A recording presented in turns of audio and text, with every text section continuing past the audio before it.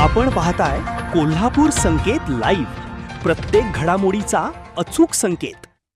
बाजार भोगाव येथे आपत्ती व्यवस्थापनासाठी बोटीचे प्रात्यक्षिक व प्रशिक्षण संपन्न। जिल्हाधिकारी कार्यालयाच्या मार्गदर्शनाखाली प्रशिक्षण, एनडीआरएफ व आपत्ती व्यवस्थापन पथकाचा सहभाग।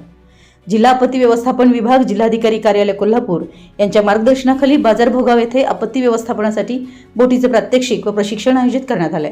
संभाव्य पूरस्थिती आणि आपत्कालीन परिस्थितीला प्रभावीपणे सामोरे जाण्यासाठी हे प्रशिक्षण घेण्यात आलं।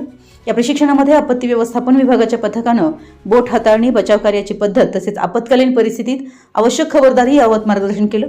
प्रशिक्षणादरम्यान प्रत्यक्ष प्रात्यक्षिकही सादर केलं। या उपक्रमात आपत्ती व्यवस्थापन विभागाचे पथक प्रमुख कृष्णात सोरटे, शैलेश हांडे, प्रीतम केसरकर, प्रथमेश येरुडकर तसेच NDRF team commander Mahesh Shinde, inspector Ajay Kumar आणि एनडीआरएफच्या सर्व जवानांनी मोलाची भूमिका बजावली आहे। यावेळी बाजार भोगाव सर्कलचे तलाठी, कार्यालयीन कर्मचारी तसेच बाजार भोगाव येथील ग्रामस्थांनी प्रशिक्षणात सहभाग घेतला व आपत्ती व्यवस्थापनाबाबत महत्त्वपूर्ण माहिती जाणून घेतली।